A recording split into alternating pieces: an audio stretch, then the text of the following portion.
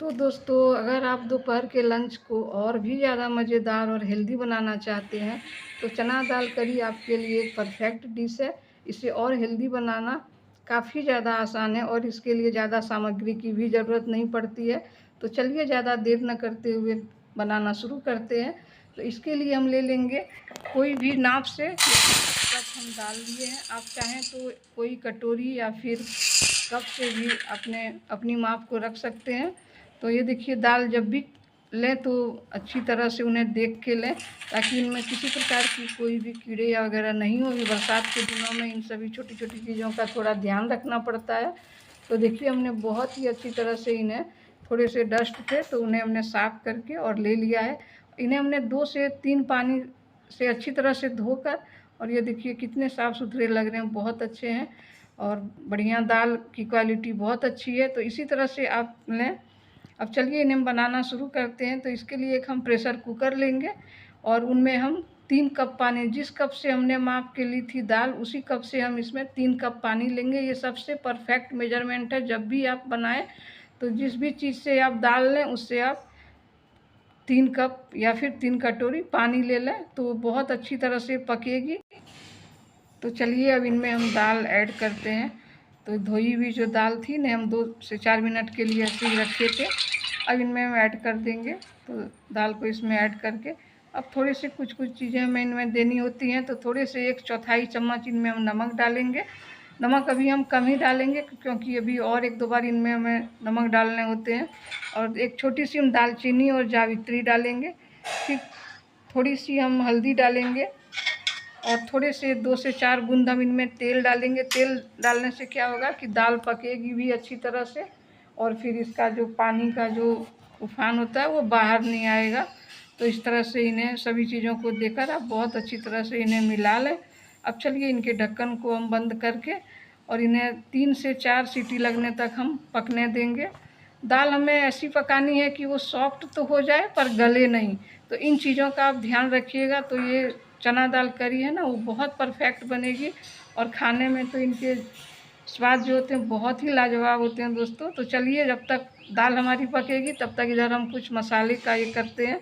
तो इधर हम ले लिए हैं एक बड़े प्याज को छोटे छोटे टुकड़ों में कट कर लिए हैं। अब इधर लिए हैं 3 हम हरी मिर्च लिए हैं। इसकी जगह आप ले सकते हैं लाल वाली सूखी मिर्च भी, पर हरी मिर्च ही डालें, इसमें इसका स्वाद अच्छा आता है। और इसमें हम 4 से 5 लहसुन और थोड़े से अदरक को कूट कर ले लिया है। एक पिंच हमने हींग ली है।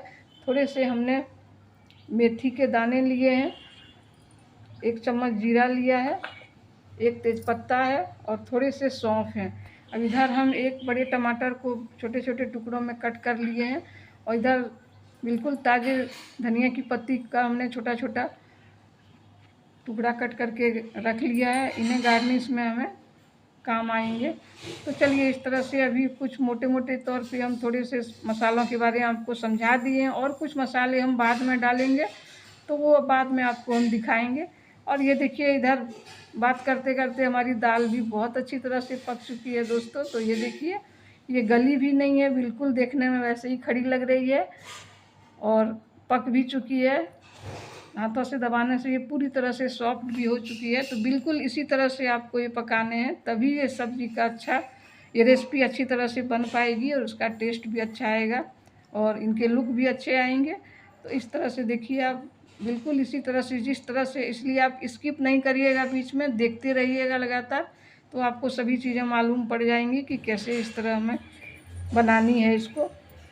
तो चलिए, इधर हम एक पैन गर्म होने दे दिए हैं, इसके तड़के लगाने होते हैं। तो 2 चम्मच हम घी, आप चाहें तो तेल से भी बना सकते हैं, पर घी डालने से ऐसे भी ये दाल जो बनती है ना, दाल वाली करी, वो बहुत ही टेस्टी बनती है। तो घी ही डालें। अब चलिए, इन्हें हम पिघला लेंगे। अब इनमें थोड़े से हमें कुछ साबुत मसाले डालने हैं। तो हम इसमें जीरा डालेंगे। जीरा जब थोड़ी सी तड़केगी तो बाकी चीज़ें डालेंगे। तो कुछ प्रॉब्लम के चलते हम डालते हुए नहीं दिखा पाए दोस्तों। तो उसके बाद हम हींग डाले थे, फिर हरी मिर्च डाले थे, तेज़पत्ते डाले थे और बाद में हमने प्याज डाला था। तो प्याज बहुत अच्छी तरह से सॉफ्ट हो गए हैं। अब इनमें हम डाल देंगे लहसुन और अदरक वाली पेस्ट। अब थोड़े से ही 1 से 2 मिनट चला के इनको हम, इनमें हम डालेंगे टमाटर। तो टमाटर डाल के आप इन्हें अच्छी तरह से चलाएं और अभी फ्लेम बिल्कुल मीडियम टू लो ही रखें और धीरे धीरे चलाएं जैसे ये टमाटर अच्छी तरह से सॉफ्ट हो जाए।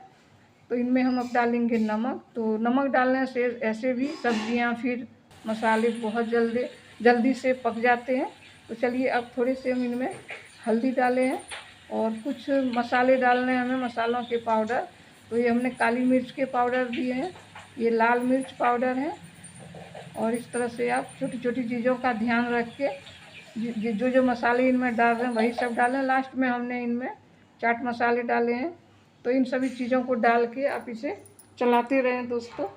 तो ये देखिए इन्हें आप धीमी आंच में ही चलाएं, इससे क्या होगा मसाले जलेंगे भी नहीं और बहुत अच्छी तरह से ये पक भी जाएंगे।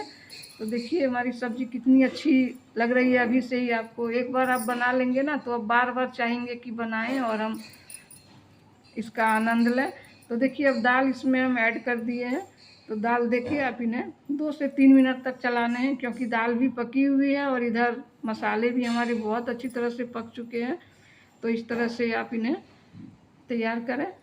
तो ये देखिए एक तरह से ये अब तैयार हो चुकी है। अब हम गैस ऑफ करेंगे दोस्तों।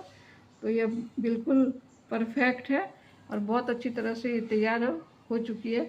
तो चना दाल की करी भारतीय किचन का एक ट्रेडिशनल और पसंदीदा डिश है जिसे खास तौर पर दोपहर के खाने में रोटी या चावल के साथ परोसा जाता है। यह डिश न केवल स्वादिष्ट होती है बल्कि प्रोटीन और फाइबर से भरपूर होती है। अगर आप कुछ सिंपल, हेल्दी और टेस्टी बनाने की सोच रहे हैं तो यह रेसिपी आपके लिए परफेक्ट है।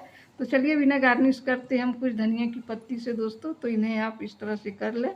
और अगर आप बिना ज़्यादा समय और मेहनत बर्बाद किए कुछ टेस्टी और हेल्दी बनाना चाहते हैं तो भी चना दाल की करी आपके लिए बेहतर ऑप्शन हो सकता है।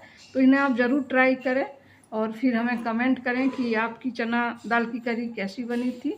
तो दोस्तों अगर आप हमारे चैनल में नए हैं तो एक सब्सक्राइब ज़रूर करें, लाइक और कमेंट भी करें। और हमारी पूरी वीडियो देखने के लिए आपको बहुत बहुत धन्यवाद।